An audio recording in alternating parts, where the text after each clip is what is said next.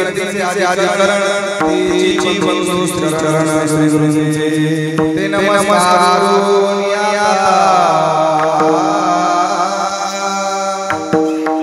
देवते सत देवते सत निमित्त प्रतिमा मितो सांगते भावी आसो ठावे ससळा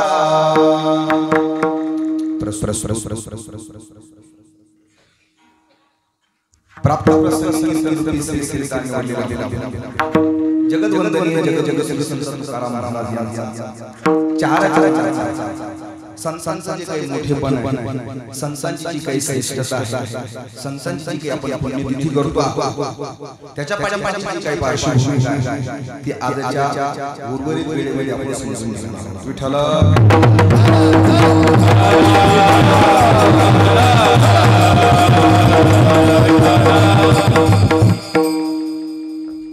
सेवेला प्रारंभ करणे आपण थोडासा परिहार द्यायचा आहे.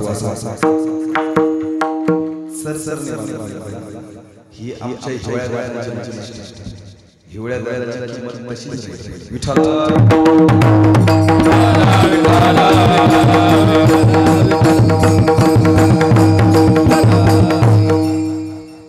दादांच्या सेवेला प्रारंभ करणे आपण थोडासा परिहार द्यायचा आहे. भगवंताच्या कृपेने संत मुनींच्या आशीर्वादाने आपणा सर्व कंडारीकर ग्रामस्थांच्या ऐश्वर्य संपन्न श्री संत भगवान बाबा यांच्या पुण्यनिमित्ताने हा हरिनाम सप्ताह या ठिकाणी संपन्न होतो आहे. वैकुंठवासी समाजयोगी त्यागमूर्ती श्री प्रातस्मरणीय गोविंद महाराज केंद्रे बाबा यांच्या प्रेरणेने हिवलेसे रोप लावले द्वारी त्याचा विनू गेला गगनावरी. या प्रमाणे भावांच्याही पूर्वी काही महान संतांनी आपल्या गावामध्ये मायमाईमध्ये या परमार्थाचं बीजारोपण केलेलं आहे. पण त्या विशेष रूपाने उत्साहपूर्वक उत्तेजना देण्याचं काम जर विशेषत्वाने जर घडलं असलं तर परमादरणीय वैकुंठवासी गोविंद महाराज केंद्र आणि त्याच पावलावर पाऊल ठेवून चालणारे आपली त्यांच्यावरती विशेष श्रद्धा आहे, प्रेम आहे. आपण सर्ववरती त्यांच्यावरती अत्यंत प्रेम करतो. असे प्रेम भंडारी आमचे ज्यांच्यावरती विशेष प्रेम आहे, आम्ही त्यांना गुरुस्थानी मानतो. असे आमचे श्री हरिभक्तपरायण महंत विष्णुजी महाराज केंद्रे बाबा यांच्या मार्गदर्शनाखाली त्याचबरोबर आपल्या गावचे सुपुत्र ज्येष्ठ कुटुंबीय त्यांनाही मी गुरुस्थानी मानतो. आमचे बैराम महाराज ढाका यांच्या मार्गदर्शनाखाली हा अखंड हरिनाम सप्ताह त्या सर्व मंडळीच्या छायाछत्राखाली अतिशय सुंदर उत्तम रीतीने आणि उत्साहपूर्वक या ठिकाणी संपन्न होतो आहे. आणि या कार्यक्रमाची शोभा वाढवण्यासाठी आज महाराष्ट्रातील सुप्रसिद्ध गायक ज्यांच्या गायनाने पूर्ण महाराष्ट्र वेडा झालेला आहे, ज्यांचा आवाज ऐकल्यानंतर मी नक्की सांगेन, ज्यांचा आवाज ऐकल्यानंतर आहे त्या माणसाला ज्याच्यात चेतना आहे, जो जिवंत आहे त्याला चेतना निर्माण होईल, त्याचा उत्साह निर्माण होईल. यात नवल नाही.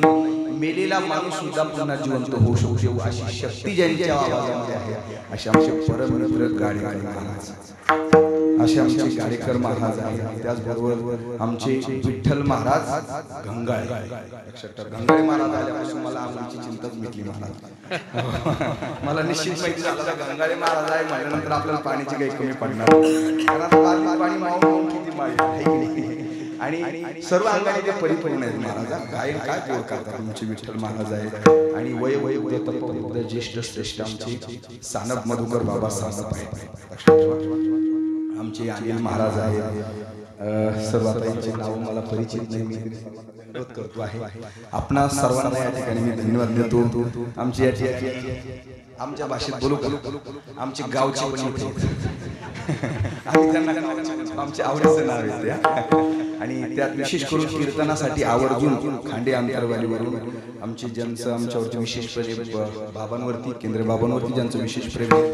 आता सध्या ते गावचे सरपंच आहेत असे आमचे रामनाथ कृष्ण भाऊ पण आलेले आहेत. आमचे कृष्ण भाऊ आमचे जिवलग मित्र आहे, बालपणीचे मित्र आहेत. बरोबर सर्व मंडळी या ठिकाणी उपस्थित झाली आहे. सर्वांना दंडवत करतो. आता मला याच्यात जास्त वेळ घालण्याकरता मलाही त्याच्यामुळे आपण जो अभंग निवडलेला आहे, ज्या संतांच्या पुण्यतिथी निमित्ताने आपण कार्यक्रम करतो, त्या संबंधाने आपल्याला थोडासा वेळ घालवायचा आहे आणि सेवा आठवायची आहे. विठ्ठला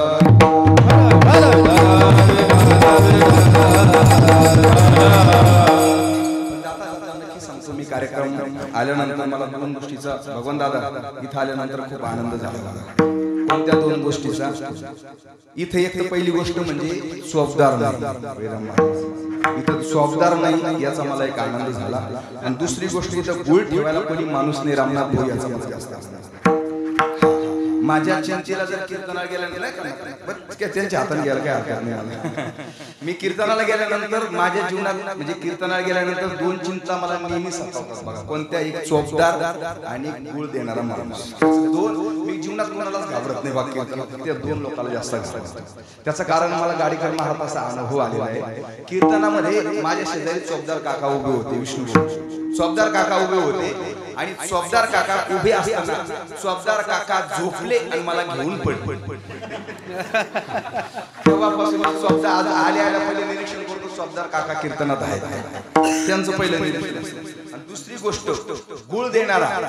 मी गुळ खायचा तसं बंदच केला, पण जरा आल्याला हे सरस दोन्ही यंत्र जी आहेत ना थोडीशी बेसूर होती आणि त्याच्यात मी दणादणा सुरू केलं. त्याच्यामुळे थोडंसं मला जरा त्रास झाला, लगेच घसा पॅक. कारण काय, सुरात किती वेळ गायला तर घसा बसत नाही, पण बेसुरी गायला की घसा आपोआप लगेच पॅक होऊन जातो. लक्षात ठेवा.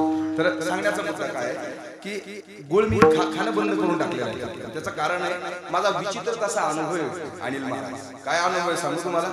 एका ठिकाणी कीर्तनाला गेलो, पण कीर्तनाला गुळ देताना माणूस कसा द्यायचा गावचे, गुळ देताना कसा द्यायचा माहितीये का? तो गुळ देताना काय करायचं माहितीये का? नाकात बोट घालायचा, गुळ तेव्हापासून मी शपथ घेतली आता कीर्तनात परत गुळ घ्यायचा.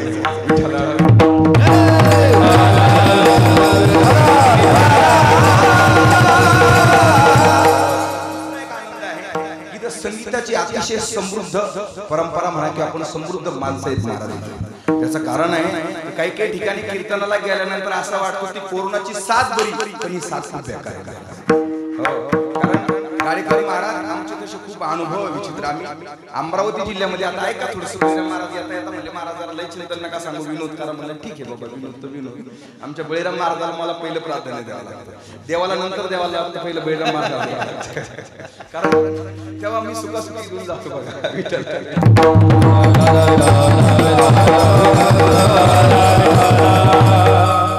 प्रतिष्ठा म्हणजे बळीराम महाराज. काय तेव्हा भागाभागातले आम्हाला अनुभव वेगळे वेगळे खूप विचित्र अनुभव असतात. आता मुलं तर आपण या ठिकाणी, त्याच्यामुळे मला हे विषय सांगणं खूप अनुचित वाटते. पण चला तुमचं समाजामधून चिंतन मस्त छान सांगतो मी, तुम्ही पण आहे. असे भागाभागातले आम्हाला अनुभव आहे. अमरावती जिल्ह्यामध्ये मी कीर्तनाला गेलो आणि कीर्तनाला गेल्यानंतर तिथं कीर्तनाला गेलो, फेटा वगैरे बांधलेला, पंचपदी झालेली. पण पंचपदी कशी केली माहितीये का? गावचे पंचपदी करताना त्यांनी काशी केली, विना नाही काही नाही काही नाही, डायरेक्ट आहे तसा माणूस भरायला तिथं आणि सुंदर ध्यान वगैरे विठोवर चालू. मी येऊन पाहतो तर विण्याचा तपास नाही, विना नाही खुशालीने कार्यक्रम चालू केला. मी एका जणांवर जरा भडकलो, म्हटलं काय बेशिस्तपणा आहे हा, काय बेअदबीपणा आहे हा तुमचा. म्हटलं कीर्तन चालू आहे स्वर्गाच्या अधूनमधून, काय कीर्तन चालू आहे आणि तुम्ही साधे विना सुद्धा नाही तुमच्या पंचपतीमध्ये. ते म्हणले बाबा आमच्या गावात विनाच नाही. अरे म्हटलं विना नसेल कीर्तन कसं काय करू शकतो मी.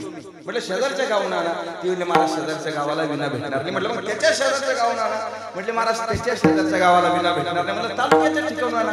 म्हटले महाराज आमच्या तालुक्यात विना भेटणार नाही. त्याला म्हटलं दादा तुझ्या जर तालुक्यात विना भेटत नसेल तर मी विण्यापासून कीर्तन सुद्धा करणार नाही. त्याच्यात एक म्हातारा लय विचित्र होतं. ते म्हातारा लांबूनच म्हणतो का रे कसं का उशीर झाला कीर्तनाला, काय म्हणतोय गोवा. ते म्हणजे गोबा म्हणतो विना नसेल तर मी कीर्तन करणार नाही. तो म्हातारा म्हणतो त्या बाबाला लय आग होती, त्यांनी आळंदीहून विना घेऊन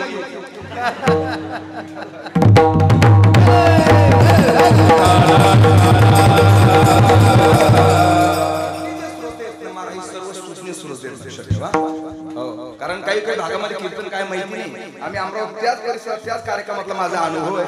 आता थोड्या वेळ कीर्तन चालू झालं बरं का. कीर्तन असं मस्त चालू झालं, सुंदर ध्यान झालं, महाराज रूपा आपोचन झालं आणि त्याच्यामध्ये अशी चाल पण झाली मधली चाल आणि कीर्तन सुरू झालं. मी अभंगवर म्हटला आणि आता प्रस्तुत करणार तेवढा तो यजमान आहे ना, कार्यक्रम करणार, तो माझ्या कानापाशी आला आणि तो म्हटला महाराज एक काम करूया आपण, ह्या लोकांना मी 11चा जेवण्याचा वेळ दिलेला होता. काय दिला होता? जेवण्याचा वेळ मी 11चा दिलेला आहे. त्याच्यापेक्षा आपण एक काम करू, आता 11 वाजलेली, 11 वाजून 10 मिनिटं झाली, तर आपण एक काम करू, एकदा आरती करून घेऊ. आरती करून झाली की मग आपण जेव लोकांना जेवायला बसून देऊ. म्हणजे एका बाजूने जेवण आहे चालू, एका बाजूने कीर्तन आहे चालू. तुला आता लोटांगण घालतो बघा. विठ्ठल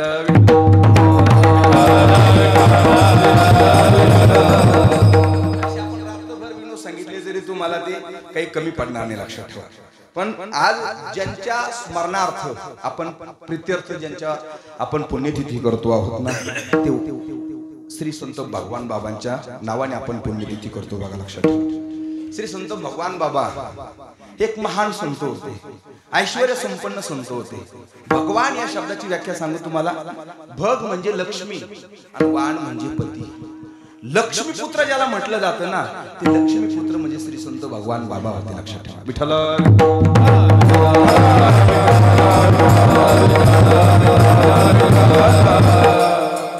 भगवान परमात्म्यानंतर ऐका बरं का, एक सुंदर विषय बघा, निरीक्षण करा. भगवान परमात्म्याचं हे भगवान हे नाव नाही महाराज, ऐका.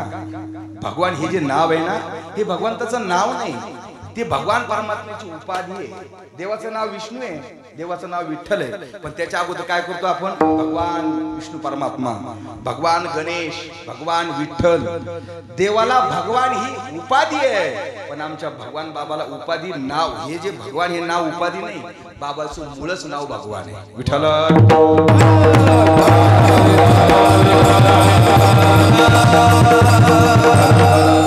ऐका, यशस्वी औदार्य, ज्ञान, गुण, ऐश्वर्य हे जे काही वर्णन आहे ना, म्हणून तो भगवंतू. भगवान या शब्दाची व्याख्या काय आहे? ज्ञान, वैराग्य, षडगुण ऐश्वर्य संपन्नता जिथे आहे ना, त्याला भगवान म्हणतात.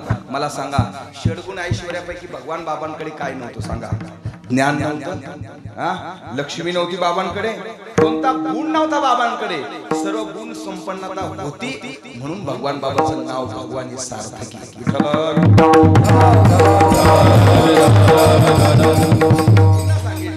संत महात्म्यांचे सर्व समाजावरती, सर्व जाती धर्मावरती खूप मोठे मोठे कार्यक्रम. वास्तविक पाहता, ऐका थोडंसं चिंतन छान आहे.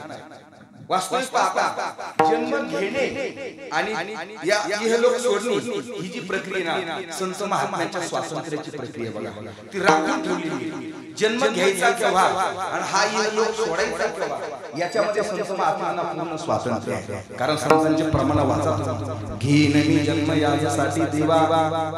घेईन जन्म म्हणतात. घेईन हे कशाचं प्रतीक आहे? कोणी पण म्हणू शकतो का घेईन? अरे ज्याची वस्तू असेल तो म्हणू शकतो मी वस्तू घेईन म्हणून, बरोबर आहे? तुम्ही असं म्हणू शकता का मी हा माई घरी घेऊन जाईल म्हणू शकता का? घेऊन जाईल म्हणणे याचं स्वातंत्र्य तुम्हाला आहे, पण घेऊन गेल्यानंतर त्याचे परिणाम काय होते याचं स्वातंत्र्य तुम्हाला हा? घेईन हे प्रतीक आहे ना, हा जो शब्द आहे ना, हे वाचक आहे ना, कशाचं वाचक आहे? हे स्वातंत्र्याचं वाचक आहे. उपदून या मूर्ती येऊ, हे कशाचं वाचक आहे? स्वातंत्र्याचं वाचक आहे. संतांमध्ये ती सामर्थ्य शक्ती होती, संतांमध्ये ते स्वातंत्र्य होते. म्हणून संत महात्मे अट्टहासपूर्वक आणि ते यथेच्छ म्हणू शकतात की आम्ही जन्म घेईन. ऐका बरं का, जन्म घेणं त्यांची स्वइच्छा आहे, पण स्वइच्छा जर त्यांच्या जीवनामध्ये असेल तर त्यांनी जर ठरवलं असतं की मला उच्च कुलामध्ये जन्म घ्यायचा आहे, ब्राह्मण कुलामध्ये सर्व संतांनी ठरवलं असतं की मला ब्राह्मण कुलामध्ये जन्म घ्यायचा आहे, तर त्यांच्या दृष्टिकोनातून अशक्य. झोपले नाही त्यांच्या दृष्टिकोनातून अशक्य आहे का? ज्यांना पूर्ण स्वातंत्र्य आहे, काय जन्म घेण्यामध्ये ज्यांना स्वातंत्र्य आहे, त्यांना जर ठरवलं असतं की आम्हाला उच्च कुलामध्ये ब्राह्मण कुलामध्ये जन्म घ्यायचा आहे, तर त्यांना अशक्य होतं का? घेऊ शकत होते, त्यांचं स्वातंत्र्य होतं. तरी सुद्धा संत महात्म्यांनी उच्च कुलामध्ये जन्म न घेता प्रत्येक जाती धर्मात जन्म घेतला. त्याचं कारणच आहे कोणता समाज आणि कोणती जात परमार्थापासून वंचित राहणे हा संतांचा हेतू आहे. विठ्ठल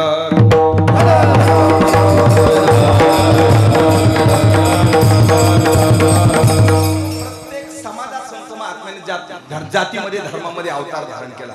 पण सांगू तुम्हाला आश्चर्य, ऐका बरं का, प्रत्येक जातीत संत महात्म्याने अवतार धारण केला, पण जातीचा अवतार धारण करून सुद्धा संत महात्म्याने स्वतःचं मोठेपण कसं राखलं. ऐका, संत महात्म्याने मोठेपण कसं राखलं. जातीचा अवतार घेतला, पण संतांनी मोठेपण असं राखलं की ते जातीपुरते मर्यादित राहिले नाही. हे संतांचं मोठेपण. विठ्ठल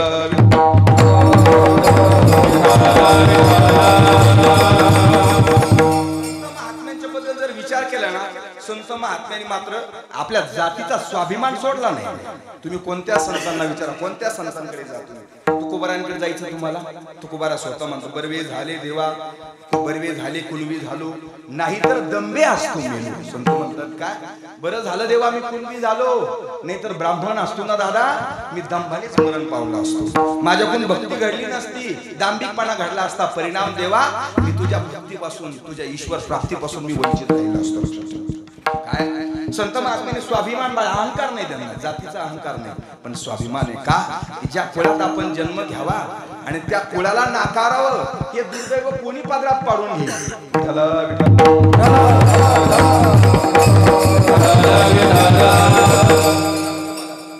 काना मुळा बाजी, काना मुळा बाजी,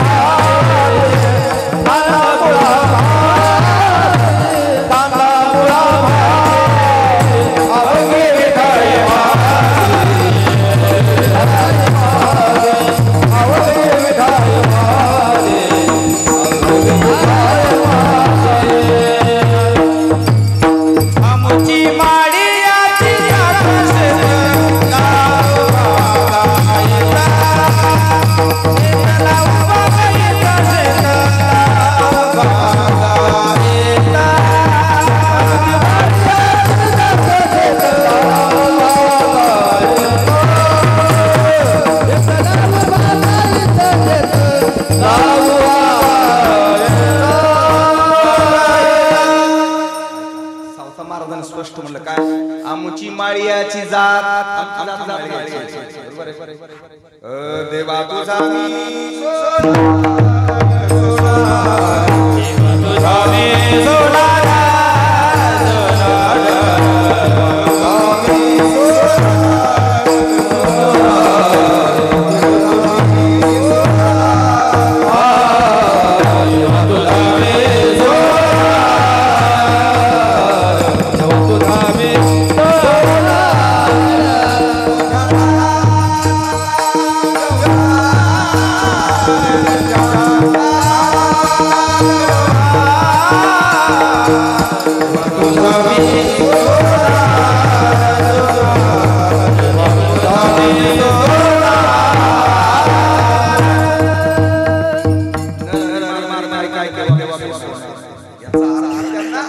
जातीचा स्वाभिमान आहे त्यांना, जातीपुरते संत मर्यादित राहिले नाही. सांगू तुम्हाला प्रमाण, नाचू कीर्तनाचे रंगी, पण ज्ञान दीप लावू समाजी. बरोबर आहे, तरी विचारी तुम्ही आता आले बरोबर की डाक मार काही नाही ठरलं तो बरोबर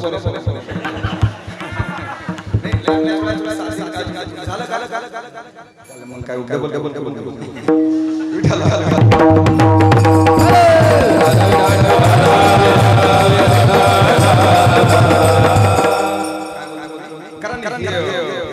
काही कारण मला माझा अनुभव गावागावाने त्याचं कारण जाऊन माहित आहे असं कीर्तन करून सांगायचं, चिंतन करून सांगितलं, थोडंसं चिंतन झालं, माहिती का, वाह क्या बात है. विठ्ठल महाराज, गंगाळे महाराज काय म्हणायचे, वाह क्या बात है. पण त्याच्या ते खालची मोठ्यानं म्हणायची. पण जो गायक उभा होता ना तो असं थोडं चिंतन सांगितलं असं लांब राहायचं विचार असं लांब. आणि मी थोडंसं सांगितलं वाह क्या बात है. मी म्हणलं वाह क्या बात है. मला का टाइमपास चाललाय म्हणून मी म्हणलं यांची चाचणी केली पाहिजे, आपण यांची परीक्षा घेतली पाहिजे. म्हणून बोलता बोलता म्हटलं सजना हो माय बापा हो, पुराणामध्ये महाभारतामध्ये असा काही प्रकार घडला, असा काही प्रकार घडला की मारुतरायांची मुलगी आणि भीष्माचार्यांच्या मुलाचा या दोघांचा विवाह सोहळा झाला. खालची मंडळी म्हणतात वाह क्या बात है. मी म्हटलं गड्या शाबास गड्या, तुम्ही आताशी खरं ऐकून आले गड्या. पण तुम्हाला सांगू त्याच्यात पुन्हा म्हटलं का मी चुकीचं सांगितलं तरी तुम्ही होच म्हणता. त्याच्यातला खालचा एक काय म्हटलं माहितीये का, तुम्ही इतक्या लांबून आले तुम्हाला नाही कसं म्हणता. म्हणलं चल विठ्ठल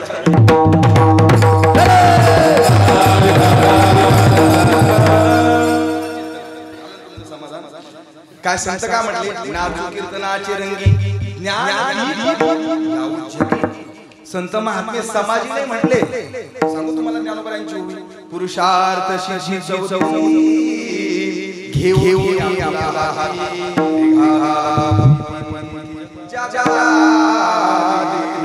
काय म्हटलेलं पुरुषार्थ शिशी चौथी चौथा पुरुषार्थ संत महात्म्याने हातामध्ये घेतला आणि कुणाला दिला, कुटुंबाला नाही, समाजाला नाही.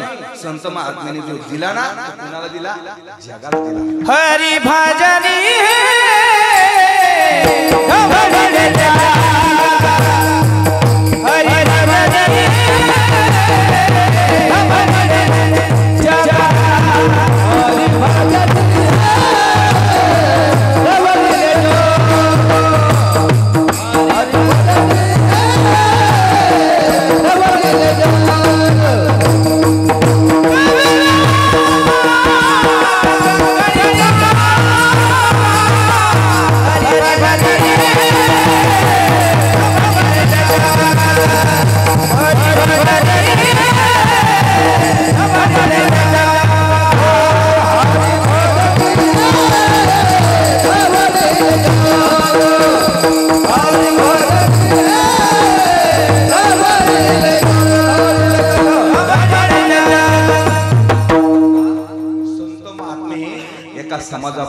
जगापुरते लक्षात ठेवा. म्हणून तुम्हाला सांगतो तुम्ही आम्ही जर कल्पना बाळगत असून संकुचित कल्पना ही तुम्हाला सांगत तुमचं आमचं दुर्दैव आहे, माझा हे दुर्भाग्य आहे. संत महात्मे तुमचे आमचे एकट्याचे कोणाचे नाहीये, संत महात्मे जगाचे आहे. म्हणून जग जे आहे ना जगाने संत महात्म्याचं पूजन अथवा पुण्यतिथीच्या दिवशी त्यांचा सोहळा याहीपेक्षा पुढे जाऊन बोलेन मी तुम्हाला की त्यांच्या कृतज्ञतेच्या दृष्टिकोनातून तो सोहळा आपण केलाच पाहिजे. विठ्ठल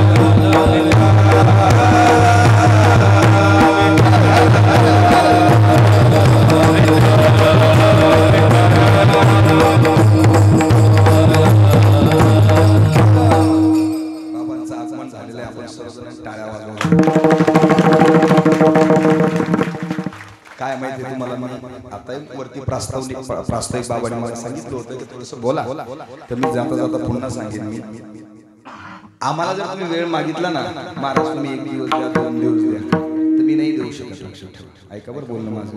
मला मागितलं तर नाही देऊ शकत. याच्यापेक्षा सांगू आपल्या गावची कन्या महाराष्ट्रभर प्रसिद्ध आहे आपल्या सुनीता ताई. मी असेल किंवा ताई असेल आम्ही आम्हाला वेळ मागितला की नाही देऊ शकत. पण बाबांचे कार्यक्रम सोडून बाबाचे कार्यक्रम बाजूला टाकून आपल्या गावात 8 दिवस राहतात महाराज. याच्यापेक्षा आपल्या गावासाठी दुसरा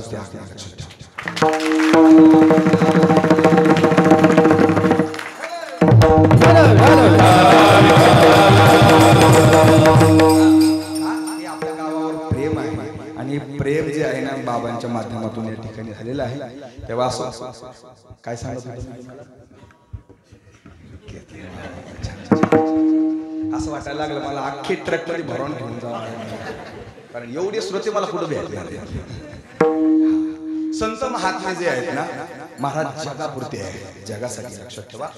आणि जगासाठी जर ते असतील ते जगाचं कर्तव्य आहे की त्यांचा सोहळा पार पाडणं. तुम्हाला मी पुढे जाऊन सांगेन, एक वेळेला देव नाही कळला तरी चालेल महाराज, ऐका, एक वेळेला बायको नाही कळली तरी चालेल. सांगू तुम्हाला बायको का नाही कळली तरी चालेल, त्याचं कारण आहे. बायको जर तुम्हाला कदाचित कळली नाही तर नुकसान होऊन होऊन काय होईल जगाप्पा, सांगतो तुम्हाला काय होईल, खिशातले पैसे कमी होतील. अनुभव आहे का? आहे. अरे बरोबर पकडलं मी. काय नुकसान जर झालं तुमचं आमचं तर होऊन होऊन काय होईल, आपल्या खिशातले पैसे कमी होईल, आपल्याला धोका देईल, याच्या पलीकडे नुकसान आपलं होणार नाही, लक्षात ठेवा बरं का. आणि देव नाही कळला तरी चालेल, देवाला राग नाही येणार का, की देव समजेल की हे आज्ञानी यांना कळतच नाही. परंतु मग सांगू मी, पण संत जर कळाले नाही आणि संतांचा जर अवमान झाला ना, संत नाही तुम्हाला करणार काही, पण देव मात्र तुमचं वाकडं केल्याशिवाय तुम्हाला त्याच्या वेदना आणि त्याचं प्रायश्चित्त दिल्याशिवाय राहणार नाही. विठ्ठला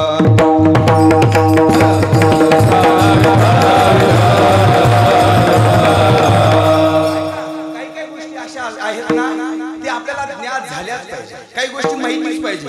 आणि जर माहिती नसेल ना महाराज, आपण वेड्यात पण निघतो आणि आपल्याकडून चुकीच्या घटना घडतात.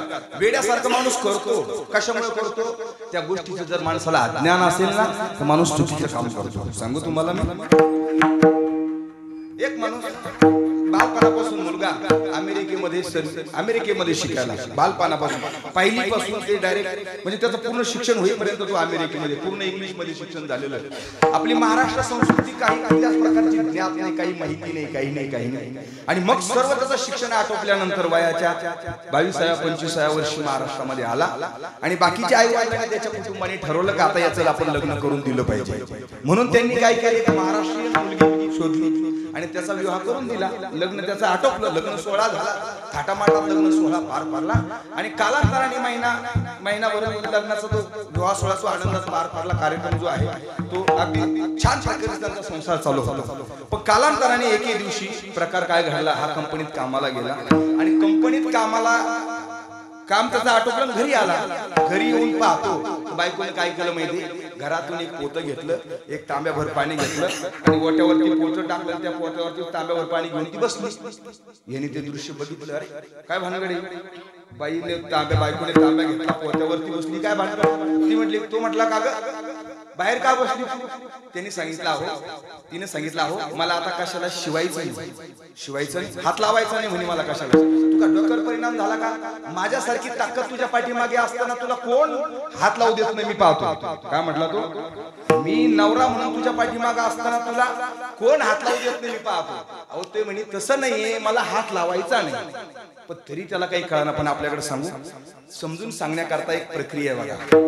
3-4 दिवस जर आपल्या माता मावल्यांना जर स्पर्श करायचा नसेल किंवा काम करायचं नसेल, त्यांना जर वेगळं राहायचं असेल, ते पटवून सांगण्याकरता, नवऱ्याला मुलांना पटवून सांगण्याकरता एक पद्धत आहे. काय, कावळा झोपले नाही तुम्ही, बोला ना, काय कावळा शिवला म्हणण्याची पद्धत आहे, बरोबर आहे की नाही. त्या पद्धतीने त्या बाईने डोकं लावलं की याला काही कळणार नाही, गेलेलं आहे डोक्यामध्ये, मेन डिपूचा फ्यूज याचा गेलेला आहे, याच्यामुळे याला याच्या भाषेत कळा म्हणून तिने सांगितलं.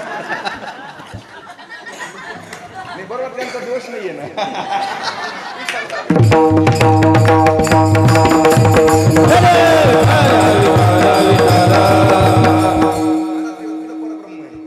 ब्रह्मदेवच नाव बस बरोबरच झालं. काय त्याला कळण्याकरता एक डोकं लावलं बघा तिने सांगितलं, अहो मला कावळा शिवला त्याच्यामुळे मला आता काम करायचं. शांतरा रे, ऐका लक्षपूर्वक. तिने काय सांगितलं, कावळा शिवलेला आहे त्याच्यामुळे मला काही काम करायचं नाही. तो म्हटलं मग असं सांग ना, मग नीट सांग ना, हात लावायचा नाही असं काय वेडेपणा. ते म्हटले मला आता 8 दिवस हात लावायचा नाही. म्हटले ठीक आहे, पण का ग आता जेवायचं वगैरे काय. ते म्हटले एक काम करा, त्या कपाटामध्ये 5-50 रुपये ते घ्या, दुकानाचा गुळ शेंगदाणे घेऊन या, तुम्ही खान मलाही द्या. म्हटले ठीक आहे. त्याने ते पैसे काढले, दुकानात गेला, दुकानातून गुळ शेंगदाणे घेतले. येता येता वडाच्या झाडाखालून येत होता, वडाच्या झाडावरती 10-5 कावळे बसलेली होती. त्या हाय का ते कावळे बसलेले होते आणि त्या कावळ्याने याच्या हातातला गुळ आणि शेंगदाणे पाहिले आणि 2 कावळे याच्या खांद्यावर येऊन बसले. तुम्हाला सांगू, त्यांनी त्या हातातला गुळ आणि शेंगदाणे तिथेच टाकून दिले आणि तसाच घरी आला. घरी आल्यानंतर घरात गेला, घरातून एक पोतं घेतलं, तांब्या घेतला, तिच्या शेजारी आणि शेजारी जाऊन बसल्यानंतर ती म्हटली, अहो का हे काय भानगड आहे? तू म्हटला सारा घोटाळा झाला म्हटली. अरे झालं काय म्हटलं, अगं तुला एक कावळा शिवला त्याच्यामुळे तुला 8 दिवस शिवायचं नाही, मला 2 कावळे शिवले, आता 16 दिवस काही करायचं.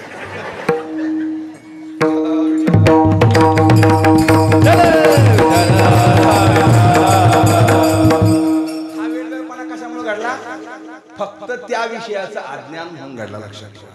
तसाही कदाचित संतांबद्दल जर आपल्याला अज्ञान असेल तर कदाचित आपल्याकडून सुद्धा वेडगळपणा घडेल, पण तो बायको बरोबर घडलेला वेडगळपणा बायको सहन करेल का? की तिला तिथं राहायचंय म्हणून. पण संतांबद्दल जर वेडगळपणा घडला आणि संतांचा अवमान झाला, संत सहन करतील पण देव सहन करणार.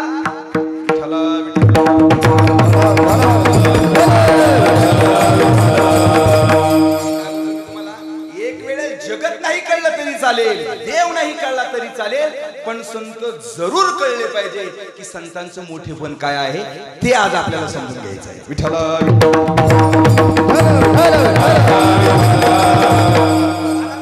सुंदर वर्णन ज्ञानोबा म्हणतात, तेही प्राणा परवते आवडती मज निवृत्ते, जे भक्त चरित्राचे प्रशंसते. भगवान परमात्मा म्हणतात, माझ्या आवडीचा विषय काय आहे माहितीये? माझ्या आवडीचा विषय आहे संत, माझ्या आवडीचा विषय आहे भगवत भक्त.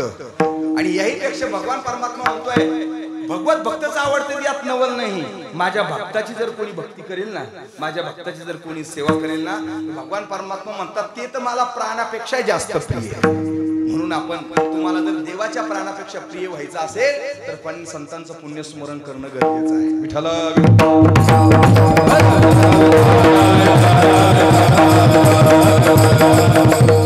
मी तुम्हाला पार्श्वभूमिका सांगितली बघा. संत कळले पाहिजे. का संत कळले पाहिजे? त्याचं कारण आहे.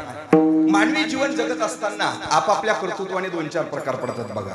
आपापल्या कर्तृत्वाने काय काय प्रकार पडतात? पहिला प्रकार आहे पशुपेक्षा हीन निकृष्ट दर्जाचा प्रकार आहे. दुसरा प्रकार आहे पशुतुल्य जीवनाचा प्रकार आहे, जीवनाचा विचार आहे. चौथा विचार आहे देवापेक्षा श्रेष्ठ जीवनाचा विचार. आणि चौथा जो प्रकार आहे ना, देवतुल्य जीवनाचा विचार आहे. हे 4 प्रकारचे विचार आहेत आणि 4 प्रकारामध्ये आपण शेवट पाहणार आहोत बरं का. पहिला प्रकार आहे कोणता? पशुपेक्षा हीन आणि निकृष्ट दर्जाचा जीवनाचा विचार. संत महात्मा म्हणतायत, तुम्हाला उत्तम नरदेह प्राप्त झालेला आहे, सुंदर अशा प्रकारचं शरीर प्राप्त झालेलं आहे. उत्तम नरदेह प्राप्त होऊनही जर तुमच्या जीवनामध्ये भक्ती घडत नसेल, परमार्थ घडत नसेल, तर तुमचं जे जीवन आहे ना पशुपेक्षा हीन आणि निकृष्ट दर्जाचं आहे. विठ्ठल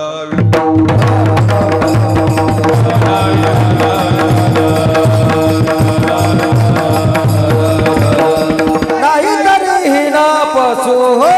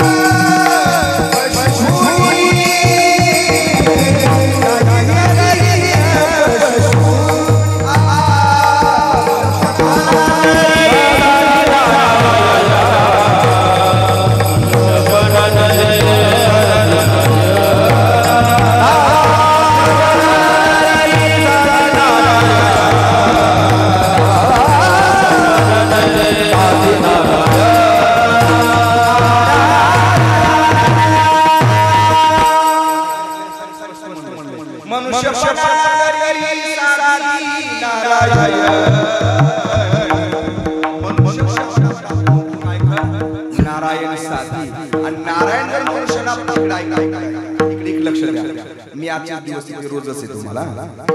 काय मनुष्यपणा प्राप्त होणे जर तू नारायण साधलं नाहीस ना दादा, त्याला प्राप्त करून घेतलं नाही ना, तर तुझं जीवन कसं आहे? नाही तरी हीन पशुहूनी, पशुपेक्षा निकृष्ट जीवन तुझं आहे. मला सांगा तुम्ही संतांनी का बरं तुम्हाला पशुपेक्षा, तुम्ही आम्हाला पशुपेक्षा निकृष्ट म्हणू नये? मला एक सांगा, तुम्ही मला शुद्ध करून द्या की तुमचं आमचं जीवन आहे ना पशुपेक्षा श्रेष्ठ आहे. ईश्वर प्राप्ती जर वजा केली ना, तर तुमचं आमचं जीवन पशुपेक्षा श्रेष्ठ आहे असं मला सिद्ध करून दाखवा. की काय श्रेष्ठता कधी ठरते? की तुमचं जीवन पशुपेक्षा जर विशेषत्वाने जर समाजाच्या उपयोगी पडत असेल तर मग तुमचं जीवन श्रेष्ठ ठरू शकतो. तुम्ही सांगा ना, माणसाचं जीवन कशा करता उपयोगी पडू शकतो? काहीच नाही. हा, पशुचं जीवन बघा तुम्ही. पशुचं जे जीवन आहे ना प्रत्येक दृष्टिकोनातून उपयोगाचं आहे. बघा ना, पशुच्या जीवनाचा मानवाला प्रत्येक गोष्टीने उपयोग आहे. पशुच्या हाडाचा उपयोग आहे. काय? पशुच्या हाडाचा उपयोग आहे, पशुच्या कातडाचा उपयोग आहे, पशुच्या शेणाचाही उपयोग आहे, पशुचा मूत्राचाही उपयोग आहे, पशुच्या दाताचाही उपयोग आहे, पशुच्या शिंगाचाही उपयोग आहे. आपला कशाचा उपयोग सांगा तुम्ही? आपला उपयोग बाबा एका ठिकाणी नक्की होतो, पण त्यासाठी चांगलं काम चालू असेल तर बंद कसं पाडता येईल याचा नक्की होतो.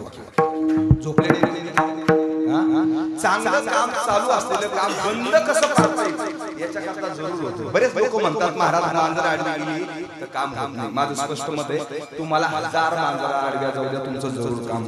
पण एक माणूस आडवा जर गेला तर सप्ता बंद पडल्याशिवाय राहत नाही. विठ्ठल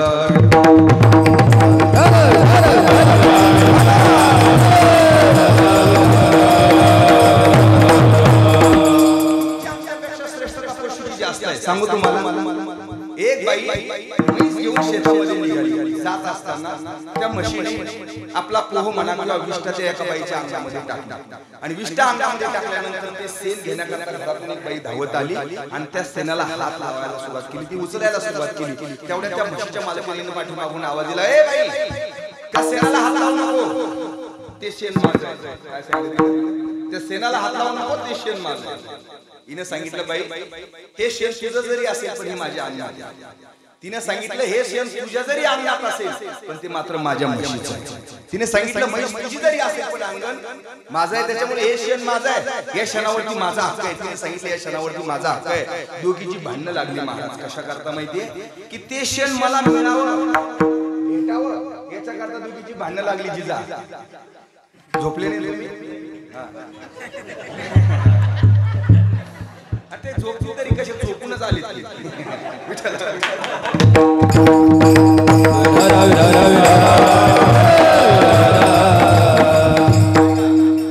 शेणावरून भांडणं लागली त्यांची दोघीची. पण तुम्हाला सांगू, याच्या विरुद्ध घ्या तुमच्या आमच्या सारखा चांगला बासुंदी, चांगल्या डाळबट्ट्या भाजलेल्या, याच्यात कशा राखेमध्ये गौऱ्यामध्ये चांगल्या डाळबट्ट्या भाजलेल्या, बासुंदी, गुलाबजामुन, श्रीखंड असे उत्तम प्रकारचे पदार्थ त्यांनी खाल्ले तुमच्या आमच्या सारख्यानी. आणि म्हशीने जे कृत्य केलं ते कृत्य तुम्ही जर तिथं केलं तर काय होईल? का एवढ्या पण मग सांगा तुम्ही, म्हशीच्या शेणाचाही उपयोग आहे, आपला कशाचाच उपयोग नाही. याच्यापेक्षा काय श्रेष्ठता सांगू तुम्हाला?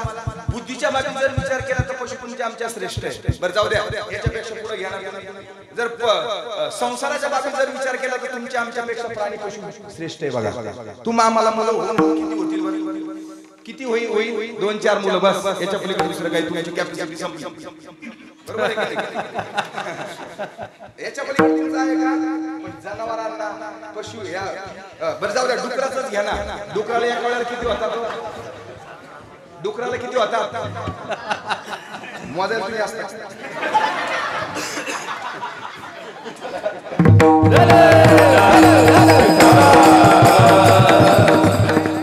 डुकराला एका वेळेला जवळजवळ 20 होतात.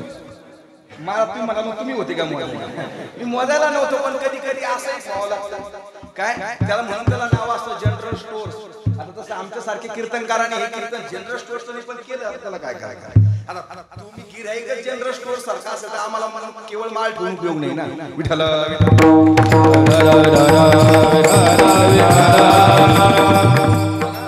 बरं, त्याच्यामध्ये त्या डुकरांना जर लग्न करायचं ठरलं, त्यांच्या मुलीचं जर लग्न करायचं ठरलं, हुंडा द्यायची गरज आहे का? बरं नवरदेव पाहायची गरज आहे का? नवरदेव कुठे जालन्याला राहतो का, औरंगाबादला राहतो का, त्याला सर्व्हिस आहे का? बरोबर आहे का नाही? त्याला पाहायची गरज आहे का? त्याला जाऊन एखाद्या म्हातारा माणूस असतो, मुली बघणारा, मुलं बघणार, त्याला सांगायची गरज आहे का? आमची अपेक्षा आहे त्याला जमीन नसली तरी चालेल, बरोबर आहे, किंवा त्याला सर्व्हिस असली पाहिजे, आमका असलं पाहिजे, धमका असलं पाहिजे. पण आणखी काय अपेक्षा आहे? ते म्हणतात फक्त त्याला आई बाप नसले पाहिजे. काय? त्याला आई बाप नसले पाहिजे. पुढचा जर माणूस चत्रा असेल तर तो म्हटला आमच्याकडेही मुलगा आहे, पण त्याला पण त्याची पण अपेक्षा आहे. म्हटले काय? काही असलं तर चालेल, नसलं तरी चालेल, पण त्या मुलीला सुद्धा आई बाप असले नाही. विठ्ठला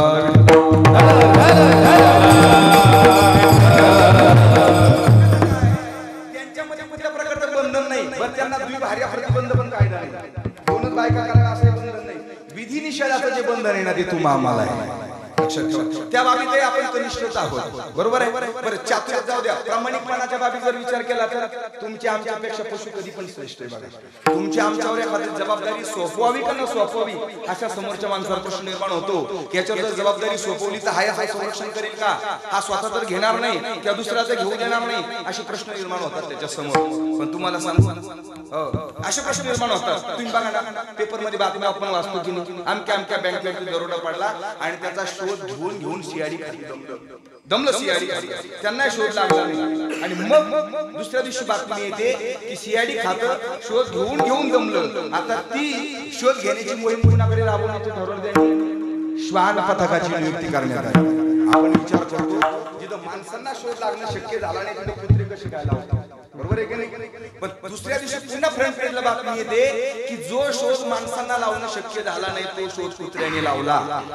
तिथं आपला कमीपणा नाही का महाराज? तुम्हाला सांगा आपल्याला तुम्ही सापडत नाही, त्यांना का सापडत नाही? त्याचं कारण कुत्र्याचं एक गोष्ट महत्वाची, कोणती? तो स्वतःही घेणार नाही आणि दुसऱ्याला घेऊ देणार नाही. ना खाऊंगा ना खाणे दूंगा. आणि तुम्ही आपण असे विलिंगर आहोत, स्वतः पण घेऊ आणि दुसऱ्याचा वशिलाही लावू. लक्षात आलं का?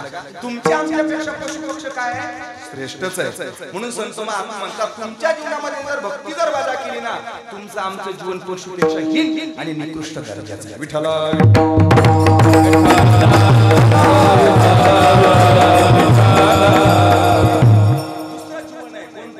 पशुतुल्य जीवनाचा विचार.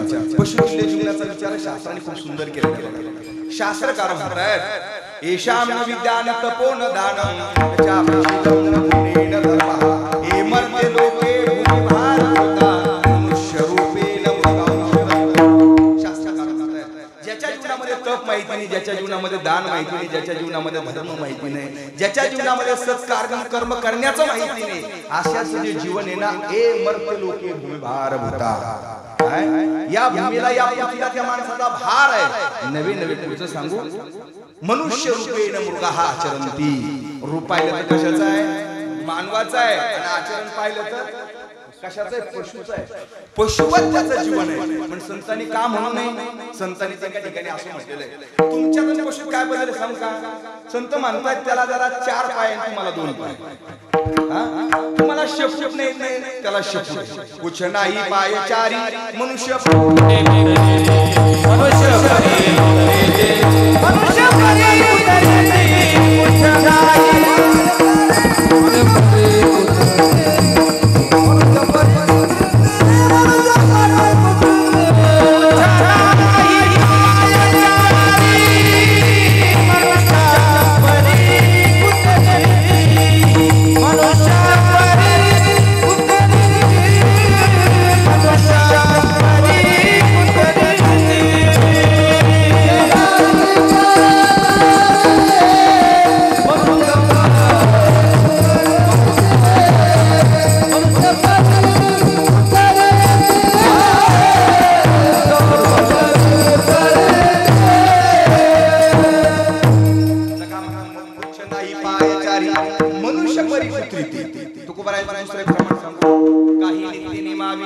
अन्न खायतो श्वान.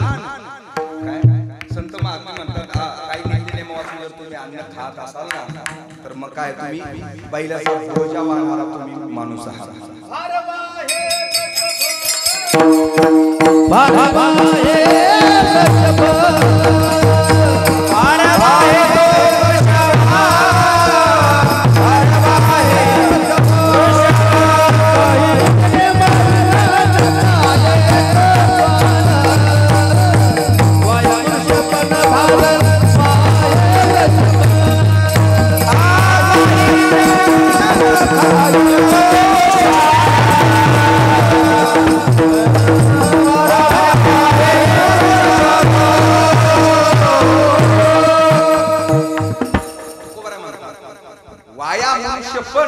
ठार वाही काय मनुष्यपणाचा बोजा वाहणारा तो बैलच आहे असं संत महात्मा म्हणतात. तुकोबारायांचे दुसरे एक प्रमाण ज्ञानोबारायांची उभी माझ्या भक्तीवी जडो त्याची जियाले पण आगा पृथ्वीवरी पाषाण नसती काही नाही तरी काय तोडे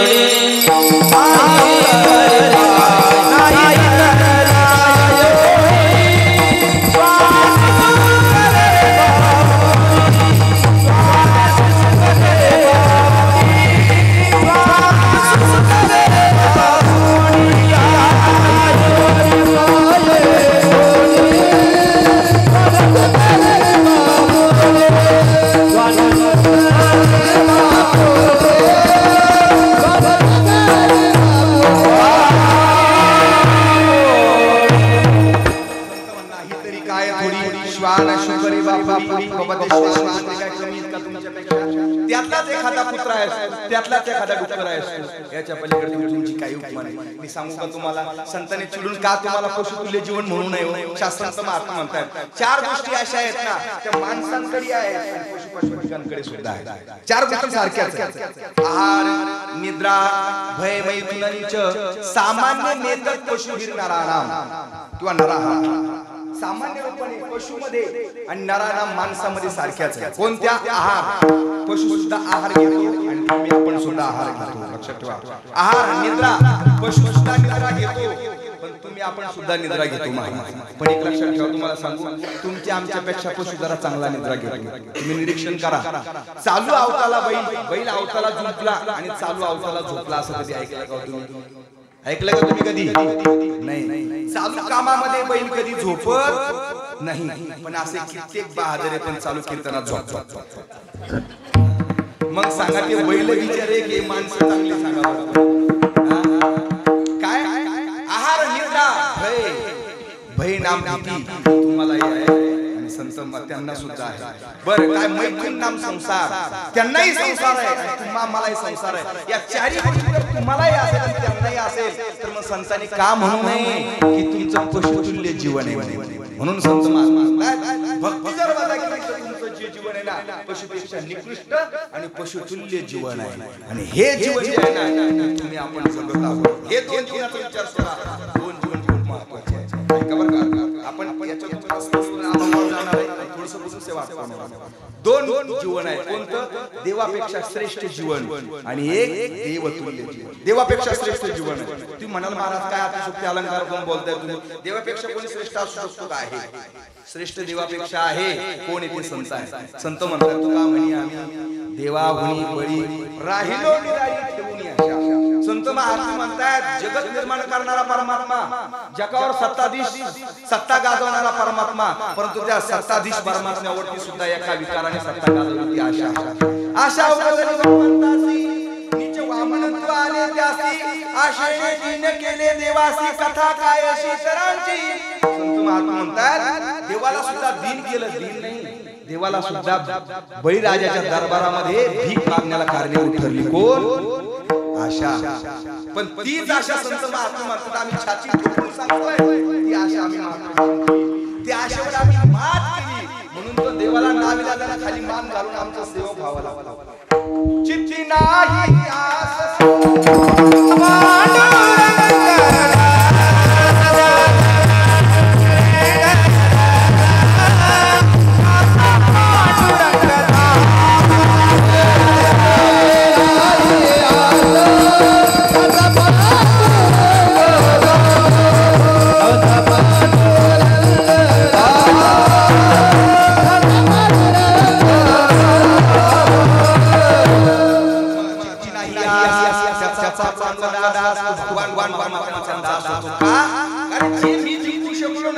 ज्याच्यावर मी सत्ता गाजू शकलो नाही या माझ्या संत महात्म्यांनी मात्र कष्ट करून दुःख झेलून त्या आशेवर मात केली. किती हे संत महात्मे मोठे असतील म्हणून निर्गुणी आकार झाला गुणवंत खाली दंडवत बोधूनिया.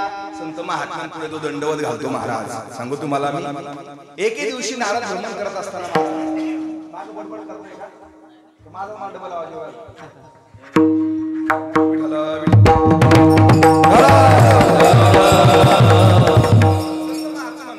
एके दिवशी नारद भ्रमण करत होते आणि भ्रमण करत असताना भगवान परमात्म्याच्या घरी नारद गेले आणि सत्यभामा दारामध्येच उभे होते.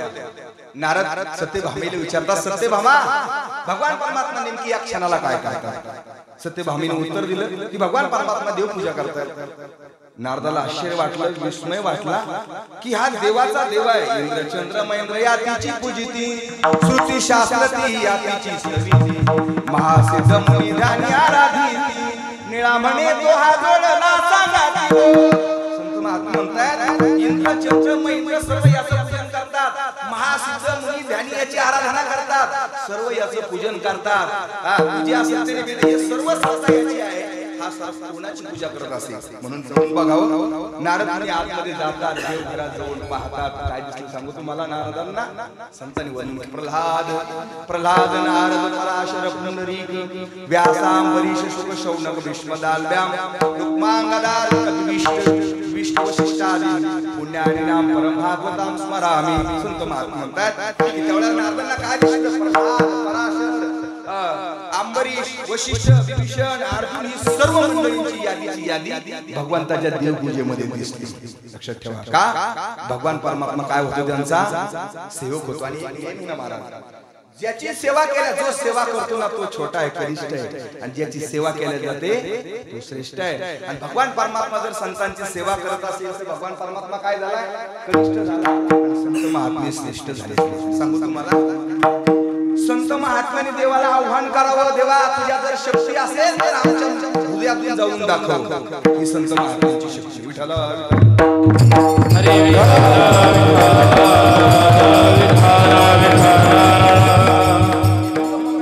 छान उदाहरण.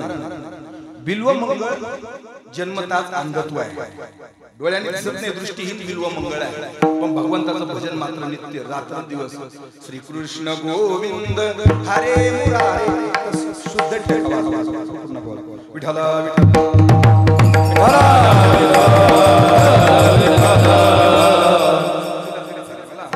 काय भगवान परमात्म्याचं नित्य भजन चालू आहे. भजन करत असताना रस्त्याने भजन करत करत बिल्व मंगळ निघाले, पण जाता जाता दिसत नाही हो, डोळ्या दृष्टीहीन बिल्व मंगळ आहे. पण नेमकी जवळ ज्या रस्त्याने जात होता तो रस्ता पूर्ण संपलेला होता आणि आता पुढे खूप मोठी हजारो कोल उंचीची दरी होती. बस आता बिल्व डोळ्याने दिसत नाहीये. आता नक्की बिल्व मंगळ त्या दरीमध्ये कोसळण्याची शक्यता आहे. भगवंताला विचार पडला की माझं भजन करत असताना जर माझा भक्त जर दरीत कोसळला आणि मरण पावला तर भविष्यात कोणी भजन करणार नाही. भजन करण्यात केल्यानंतर मरण येत नाही तरी लोकांना मरण येतं. आणि जर खरोखरच एखाद्याला मरण आलं भजन करता करता तर कोण भजन करेल? म्हणून भगवान परमात्म्याने गुराख्याचा वेश घेतला आणि लांबून आवाज दिला, ओ सुधार बुवा, अहो पुढे खड्डा आहे, खड्ड्यात पडाल तुम्ही. पण हुशार बिल्व मंगळ म्हटला हे निर्जर वन आहे, इथं पशु पक्ष्याचा आवाज सुद्धा नाही, आणि अशाही जंगलामध्ये मला खड्ड्यात पडेल असं म्हणतोय. नक्कीच भगवान परमात्मा सोडून दुसरं कोणी बस तोच. पण त्यांनी बिल्व मंगळ विचार केला, यांनी जर मला मी याच्या सांगण्यावरून जर भरतराव रस्ता बदलवला तर कदाचित हा तिथूनच रस्ता दाखवला निघून जाईल. परिणाम काय होईल हा माझ्या जवळ येणार नाही. म्हणून बिल्व मंगळ काही बोलले नाही, शांत स्तब्ध झाले. पुन्हा हे आवाज येतो, ओ सुदासबा खड्डा आहे, तुम्हाला दिसत नाही का? त्यावेळेला मग बिल्व मंगळ म्हणतायत, अहो मला जर दिसला असतं तर मी खड्ड्याकडे गेलो असतो का? तुम्हाला माहिती आहे आंधळा आंधळ तुम्ही पडता मग देखणीने लावावे स्वतः.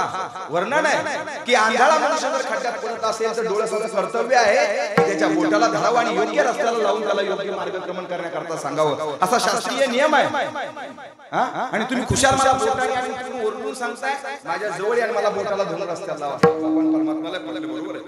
आपण डोळे सावरणं आपलं कर्तव्य आहे म्हणून जवळ गेली. पण तुम्हाला सांगू आंधळ्या माणसाचा एक नियम आहे बघा. आंधळी माणसं काय करत असतात माहितीये? आपला हात दुसऱ्याच्या हातात देत नाही, पण दुसऱ्याचा हात आपल्या हातात घेतात. त्याचं कारण आहे आपला हात जर दुसऱ्याच्या हातात दिला तर तो कधी निघून जाऊ शकतो, याचं स्वातंत्र्य त्याला आहे. परंतु त्याचा हात जर आपल्या हातात घेतला की त्याला सोडायचं की न सोडायचं स्वातंत्र्य कोणाला आहे? आपल्याला आहे. म्हणून भगवान परमात्म्याने तिथे गेल्यानंतर बिल्व मंगळ आणि भगवान परमात्म्याचा हात धरला. म्हटले चला दाखवा रस्ता. आणि मग रस्ता दाखवल्यानंतर मग सांगितलं, सुरदासबा हा जो रस्ता आहे ना हा पूर्णपणे तुम्हाला मोकळा आहे आणि तुम्ही बिनधास्त जाऊ शकता. काही कुठल्या प्रकारचा अडथळा या रस्त्याने तुम्हाला भेटणार नाही, तुम्ही बिनधास्त जा. म्हटले ठीक आहे, पण हात सोडायला तयार नाही. अहो सुरदासबा तुम्ही या रस्त्याने जा. बिल्व मंगळ एकही बोलत नाही, दोन काही बोलत नाही, शब्द नाही. पुन्हा म्हणतात अहो सुरदासबा माझ्या गाई लांब गेलेल्या आहेत, मला माझा हात सोडा, तुम्ही मला जावं लागेल, मला एखाद्याचा मार खावा लागेल, जर मी उशिरा गेलो गाई दुसऱ्याच्या रानामध्ये गेल्या तर. पण काही बोलत नाही. मग भगवान परमात्म्याने लक्षात आलं की याच्या डोक्यात काही दुसरा प्लॅन दिसते. आणि मग भगवान परमात्म्याने काय केलं, सुरदासबा माझा हात सोडा नाही तर मी हात सोडून घे. आणि मग भगवान परमात्मा बिलो मंगळ म्हणतात तुझ्या शक्ती असेल हात सोडून दाखव. पण भगवान परमात्म्याने असा झटका दिला आणि झटका देऊन बाजूला जाऊन उभे राहिले. आणि मग सांगितलं बिलो मंगळाला, अरे तू म्हटला होतास ना हात सोडून दाखव, सोडला की नाही हात, घेतला की नाही सोडून हात. त्यावेळेला बिलो मंगळ म्हणतो, अरे माझ्यासारख्या आंधळ्या आणि दुर्बळ माणसाच्या हात सोडून गेला तुला पुरुषार्थ समजतोस का? हस्ताम चिप्पी आतोसी हस्ताम चिप्पी आतोसी बला कृष्ण किमुत भूतम. काय माझ्या हातातून हात सोडून घेणारा भगवान तुझा स्वतःला पुरुषार्थ समजतोस का? हृदयात पौरुषम गुणयामिते. तुझ्या जर शक्ती असेल ना देवा तर माझ्या हृदयातून जाऊन दाखव, तेव्हा मी तुला पुरुषार्थ समजेन.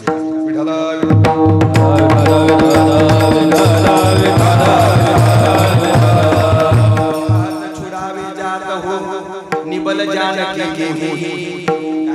तू माझ्या हातातून जाऊन पाहतो ना, स्वतःला पुरुषार्थी समजतोस ना, पण तू माझ्या हृदयातून जाऊन दाखव. हे आव्हान देण्याची क्षमता ज्याच्यामध्ये आहे ना, ते संत महात्मे एवढं संतांचं मोठेपण आहे. विठ्ठल भगवान परमात्मा ज्यांच्या हृदयात राहतो, ज्यांच्या हृदयात भगवान परमात्मा राहतो, तो भगवान छोटा असेल का मोठा असेल, जयाचे चित्त गवसनी व्यापकामद. म्हणजे संत महात्म्याने चित्त जेवढं मोठं करून टाकलं की भगवान परमात्म्याला चित्तामध्ये साठवलं. मला सांगा गवसनी मोठी पाहिजे का विना मोठा पाहिजे? आप्पा काय गवसनी कळते का तुम्हाला? गवसनी म्हणजे सापडणे नाही, गवसनी म्हणजे विण्याचं खोळ. कारण भागाभागातले शब्द वेगळे. आम्ही एका भागामध्ये गेलो बरं का बळीराम महाराज, भागात गेलो की आता माझं असंच असतं जनरल वार्तामधलं कार्यक्रम. भागामध्ये गेलो आणि तिथे नवरा बायकोचा परिचय देण्याची पद्धत होती बाबा.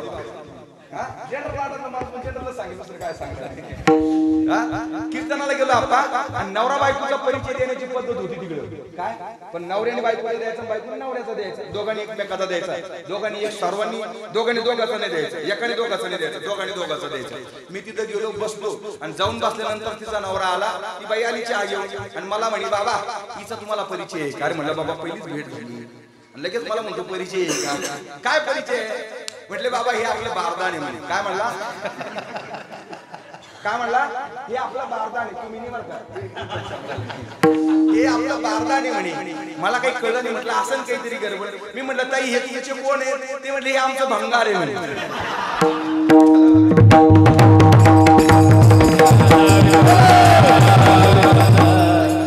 गवसनी शब्दाबद्दल बोलतो मी. गवसनी म्हणजे काय? खोळ. काय संत महात्मे आता सांगा, खोल छोटी पाहिजे का विना छोटा पाहिजे? बरोबर. खोल मोठी पाहिजे, विना काय पाहिजे? छोटा पाहिजे. ज्याच्या जी वस्तू साठवायची ना ती वस्तू मोठी पाहिजे आणि जी साठवायची ती छोटी पाहिजे. भगवान परमात्मा ज्याच्या साठवल्या जातो ती वस्तू मोठी आहे आणि भगवान परमात्मा काय छोटा आहे. भगवान परमात्मा जर छोटा असेल तर संत महात्मा का म्हणू नये? तू का म्हणे विठ्ठल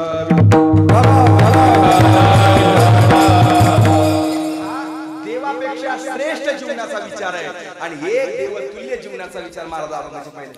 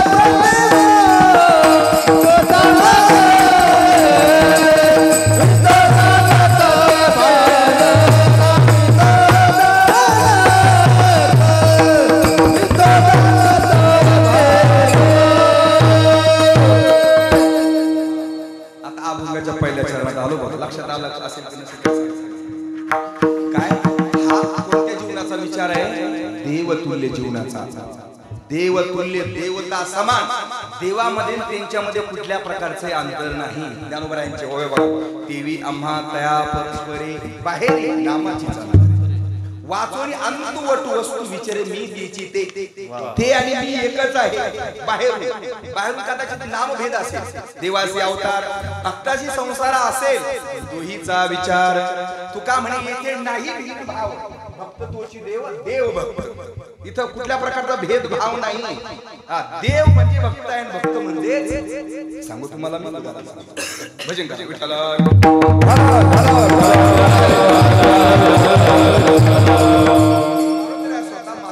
भगवान प्रभू रामचंद्रांचा संवाद आहे बघा. भगवान प्रभू रामचंद्र मारुतरायाला म्हणतात, मारुतराया तुम्ही माझी सेवा करताय, कोणी कोणाची सेवा जर करायची ठरली ना तर कुठल्या प्रकारचा संबंध असल्याशिवाय सेवा करताय. बरोबर, मी कंडारीमध्ये मायभूमीमध्ये सेवेची अपेक्षा बाळगतो. कशामुळे की माझी जन्मभूमी आहे. बरोबर आहे, जन्मभूमी आहे. आणि जन्मभूमी कशी आहे, स्वर्गापेक्षा श्रेष्ठ असते बघा. जननी जन्मभूमीश्च स्वर्गादपि गरी असते. जन्मभूमी का असते, स्वर्गापेक्षा श्रेष्ठ असते. मला असं वाटतं स्वर्गाची अपेक्षा करण्यापेक्षा इथं मायभूमीची सेवा जर केली ना स्वर्गात कधी पण जागा भेटू शकते. विठ्ठला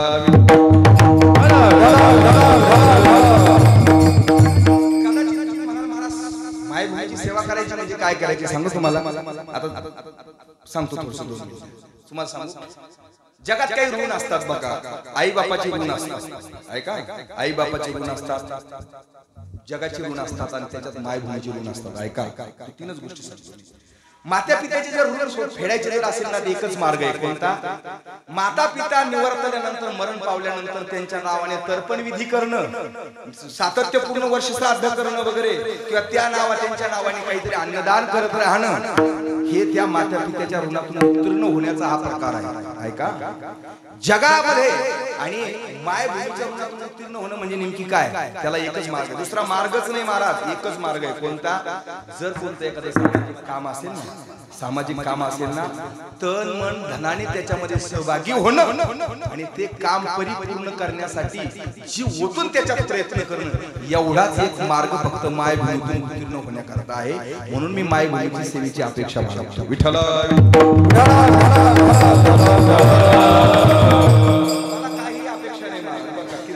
अपेक्षा नाही. मी आपल्याला बोललो, बैरम महाराजांना पण बोललो, मला लयच हौस आहे ना की तुम्ही मायभूमीची सेवा करायची नाही. मला बाकीचं काही जमलं, माझ्यासाठी काकडा स्पेशल बस. मला लय हौस आहे, तुम्हाला पण माहिती. मी आळंदीहून सकाळी 4 वाजता इथे काकड्याला हवे असतो. बरोबर, एक चुकीचं आहे आपलं. कशा करता? अरे नाही, मला बाकीची सेवा जमत ना, काकडा आहे ना माझ्यासाठी सेवा. आणि तुम्हाला मी एक सांगतो, दाता तोची एक जाणा नारायणा स्मरवी. ऐका, सिद्धांत ऐका.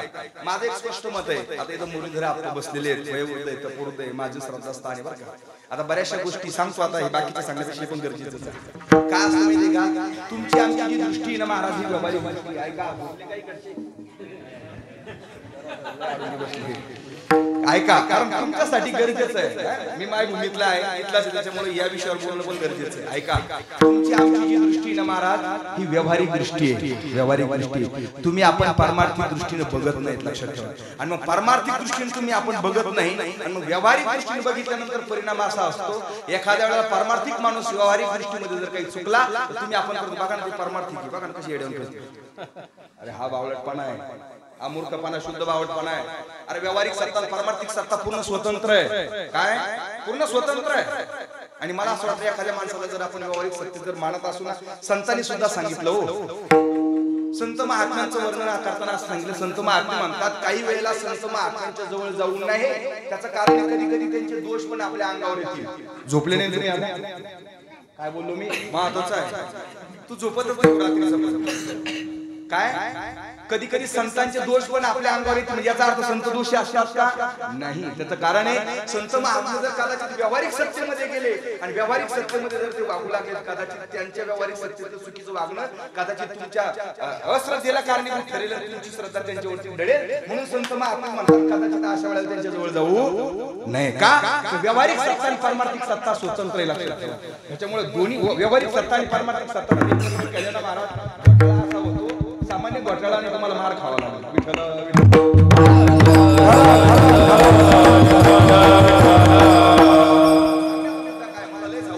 सेवा करतो का त्याचं कारण मायभूमीतून उत्तीर्ण होण्याचा एवढाच एक मला मार्ग आहे आणि तुम्हाला पुन्हा सांगतो मी तसं मायभूमीतून उत्तीर्ण झालेलो का त्याचं कारण आहे आमचा भावड्या आज तयार झाला आज काकाला दिलेलं आहे सांगतो मी ऐका एक लक्षात ठेवा पत्नीच्या ऋणातून जर उत्तीर्ण व्हायचं असेल तर ऐका पत्नीच्या ऋणातून जर उत्तीर्ण व्हायचं असेल ना तर ती माता ती बाई ती पत्नी ज्या वेळेला माता म्हणून होईल ना ज्या वेळेला तिच्या उदरी मुलगा जन्माला येईल किंवा मुलगी जन्माला येईल याच्यापेक्षा सांगू तिची कुस जेव्हा पवित्र होईल ना तिची कुस जेव्हा पवित्र होईल ना तेव्हा तो पती त्या पत्नीच्या ऋणातून उत्तीर्ण होतो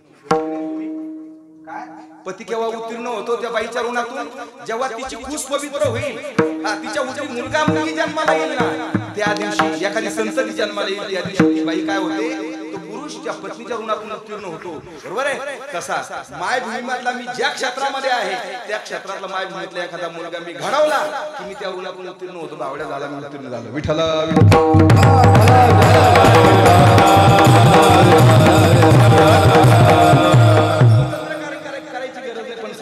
मी मृदंग जर शिकलो असेल ना फक्त माझ्या काकड्यात वाजवण्याकरता शिकलेलो महाराष्ट्रात मी कुठेच मृदंग वाजवत नाही कुठंच वाजवत नाही पुढे कोणाच्या कीर्तनात साथ करत नाही हा काही मूर्खपणा नाही पण मला नाही करायचं माझा स्वतंत्र विषय मी शिकलो कुणाकरता शिकलोय फक्त काकड्या करता शिकलोय पक्का शिकलो काकड्या करता आणि काकड्याचं जीवन वाजवतो आप्पा साक्षीदार विठ्ठल बाह्य विषय मला बोलायचे पण आपल्या जनरल विषय बोललो मी प्रभू रामचंद्राचा मारुती यांचा संवाद आहे मारुतीला प्रभू रामचंद्राला म्हणतात मारुतीला माझी तुम्ही नित्य सेवा करता अखंड सेवा करता तुमचा माझा काय संबंध या विषयी मी भरकटलो थोडासा काय संबंध आहे त्यावेळेला मारुतीला म्हणतात प्रभू तुम्ही कोणत्या दृष्टीने विचारताय मला सांगता येणार नाही पण मला जी दृष्टी अपेक्षित आहे ना मला जे वाटते ते तुम्हाला सांगता काय संबंध सांगू मारुतीला म्हणतात प्रभू तुमचा माझा संबंध असा आहे देहदृष्ट्या त्वं दासोहम जीवदृष्ट्या त्वं दंशकः आत्मीदृष्ट्या त्वमेवाहम इति मे निश्चलामतिः काय म्हणतात मारुतीला म्हणतात देहाच्या दृष्टीने जर प्रभू तुम्ही विचारत असाल माझा तुमचा संबंध काय तर देहदृष्ट्या त्वं दासोहम देहाच्या दृष्टीने मी तुमचा दास आहे जीवदृष्ट्या त्वं दंशकः मारुतीला म्हणतात देवा प्रभू मी तुमचा कोण आहे अंश आहे मी एका अंशाने स्थितो जगत हे सर्व जे जगत आहे ना त्या भगवान परमात्म्याचा अंश आहे त्या एका अंशावरून भगवान परमात्म्याचे हे जग स्थित झालेले आहे एका अंशाने स्थितो जगत किंवा ममैव अंशो जीवलोके जीवाच्या दृष्टीने जर विचारता असाल तर प्रभू मी तुमचा कोण आहे अंश आहे बरं देहदृष्ट्यातून आणि आत्म्याच्या दृष्टीने जर विचारत असाल तर आत्मी दृष्टी तुम्हेवाहम आत्म्याच्या दृष्टीने जर तुम्ही विचारत असाल ना प्रभू तुम्ही आणि मी एकच आहे देवते संत मारुतीला सांगतात प्रभू तुम्हाला याच्यातही तुमचं समाधान झालं नाही ते व्यावहारिक गोष्टीने सांगू मग मारुतीला म्हणतात प्रभू ज्यावेळेला तुमचा जन्म झाला त्याच्या अगोदरची कथा आहे काय तुमचे वडील दशरथ राजा त्यांना पुत्र संतती नाहीये आणि पुत्र संतती नसल्या कारणाने ते दुःखी खेदी मग कालांतराने त्यांनी यज्ञ करायचा ठरवला कशा करता पुत्र संतती व्हावी त्याच्या करता आणि यज्ञ करून आणि मग यज्ञ केल्यानंतर त्या यज्ञ नारायणाला भगवान यज्ञ नारायण प्रगट झाले आणि यज्ञ नारायण प्रगट झाल्यानंतर त्यांनी पायस प्रसाद घेतला आणि दशरथ राजाच्या हातामध्ये दिला ऐका बरं आणि दशरथ राजाच्या हातात दिल्यानंतर सांगितलं हा पायस प्रसाद तुम्ही तिन्ही राण्यांना वाटून द्या दशरथ राजाने त्याचे 3 भाग केले आणि तिन्ही राण्यांना कौशल्या वगैरे यांना तिन्ही राण्यांना ते वाटून दिलं ऐका बरं का परंतु मागावून काही केलं दिला म्हणून ती रुसली का मी मानाची आहे आणि राजाने मला पहिला सन्मान देण्याऐवजी कौशल्याला दिला सुमित्रेला दिला मागावून मला दिला मी सेवन करणार नाही ती रुसून बसली परिणाम ऐका मारुतीला म्हणतात प्रभू माझी माता अंजनी पर्वतावरती तपश्चर्या करत होती तपश्चर्या करत असताना भगवान शंकर प्रश्न झाले आणि प्रश्न झाल्यानंतर माझ्या मातेला सांगितलं वरमही माग काय मागायचं माग त्यावेळेला माझ्या मातेने सांगितलं प्रभू मला तुमच्यासारखा बलसंपन्न बलवान पुत्र माझ्या उदरी जन्माला यावा पुत्र माझ्या जन्माला यावा उदरी जन्माला यावा भगवान शंकरांनी सांगितलं तथास्तु फक्त एक काम कर अशी वंजळी करून तू बस वंजळी करून बसल्यानंतर तुझ्या वंजळीमध्ये जो प्रसाद पडेल तो प्रसाद तू सेवन कर असं सांगून भगवान परमात्मा निघून गेले इकडे जी काही रुसून बसली होती ना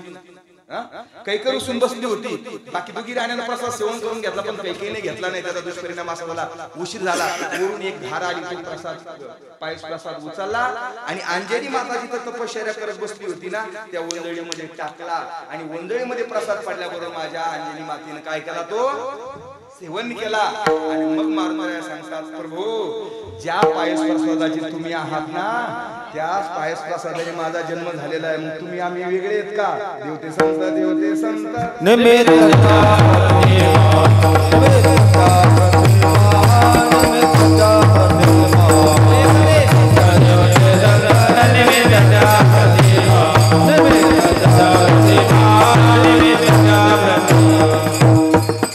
म्हणून म्हणतात संत आणि देव कोणी वेगळे करावरती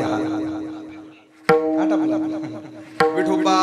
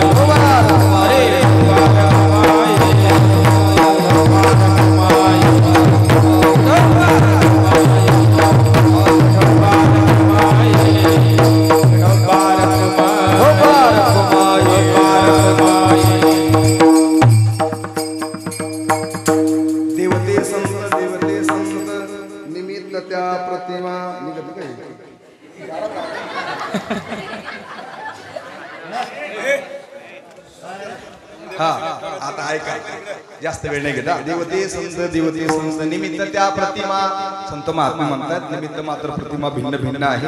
हे तुम्हाला का सांगतो त्याचं कारण असो ठावे सकळा सर्वांना संत महात्मे ही माहिती असणं गरजेचं आहे. पहिल्या वाक्यात काय बोललो? जग नाही कळलं तरी चालेल पण संत कळले पाहिजे. का संतांचा कदाचित अवमान होणे म्हणून असो ठावे सकळा मी तो सांगत असे भावे. आणि संत महात्मा म्हणतात हे काय निराकारी ओस दिशा येथे इच्छा येथे इच्छा पुरत असे. निराकार परमात्म्याच्या ठिकाणी इथे इच्छा पूर्तीला वाव नाही पण संत महात्म्याच्या ठिकाणी तुमची इच्छा पूर्ण होण्याची संभावना आहे. होऊ शकते इच्छा पूर्ण. आणि तुका म्हणे रोकडी केली सेविताई पोट धाई. रोकड स्वरूपामध्ये संत महात्म्याच्या ठिकाणी काय आहे? तुमचं पोट भरू शकतं, तुमची इच्छा तृप्ती होऊ शकते. एवढं महत्व एवढं मोठे पण संत महात्म्यांचं आहे. आणि ते मोठे पण जगद्गुरु तुकोबाराच्या अभंगामध्ये या ठिकाणी प्रतिपादन करतात. ज्ञानेश्वर